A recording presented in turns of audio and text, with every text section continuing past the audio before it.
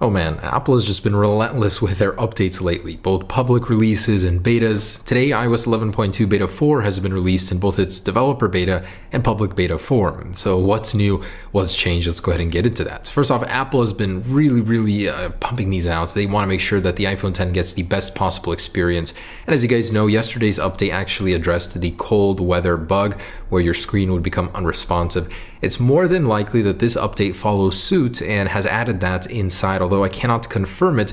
I personally have stuck this into the fridge and been unable to reproduce the cold temperature bug, so that's what I'm basing it off of. But otherwise, I can't say anything else has changed, but there are a few things I wanted to cover from the last version, which are very interesting. So if you guys have an iPhone X, that's where all of the interest lies mostly. For other devices, there's really not much else feature-wise. Now granted, you guys have a wireless charger. The wireless fast charging at 7.5 watts has been enabled in the last beta, so beta 3 of 11.2. That means you will notice your iPhone may heat up just a little bit more while charging because it is charging at a faster rate, but still in actual tests, it was proven that while charging at 7.5 watts with the 29 watt wall charger is actually faster than this wireless charging method. Still, for those of us that like the convenience of wireless charging, it's very nice to get that on our iPhone, and this also includes the iPhone 8 and 8 Plus. So the iPhone 10 as well does get fast wireless charging. Pretty cool that Apple has finally added it. And since the last beta, reachability now works in the control center. So swiping down,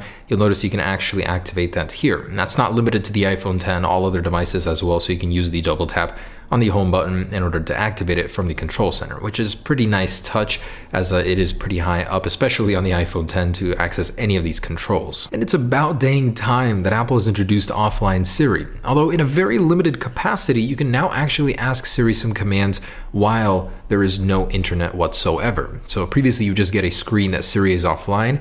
Now you can actually talk to her even without an internet connection. So watch this. Pause music, see? And the music was paused. And now, play music, and check that out. Music is playing. Let's ask for the next track. Next track.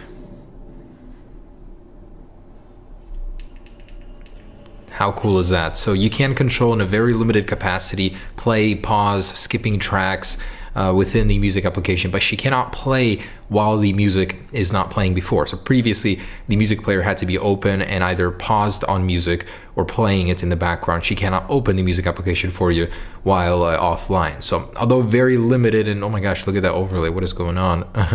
Very limited capacity, it's still pretty cool to be able to do something without internet. And this is most likely for the AirPods control while disconnected from the internet. So that way you're not limited to always having internet and being able to use your AirPods to their full capacity. And for my neighbors up north in Canada, lane guidance has been activated within the Maps application. So you'll be able to see which lane to be in when taking an exit or a turn. One of my most frustrating concerns about Maps before has been fixed. So very glad that that's available, and now in even more countries, including Canada. Now I have a question. For whatever reason, in Beta 2, Apple introduced that little bar right there in the control center to let you know that it's available to drag down. Now that was something they previewed at their iPhone X event actually, and it was kind of a surprise to see it introduced after the iPhone X was released. Now my question is, what's happened to the loading indicator? As you can see right there, it is available. It's something Apple did show off at their event, and currently there's no way to tell if your phone is loading, no little round circle. So that was a curious change, why they removed it. I hope they bring it back.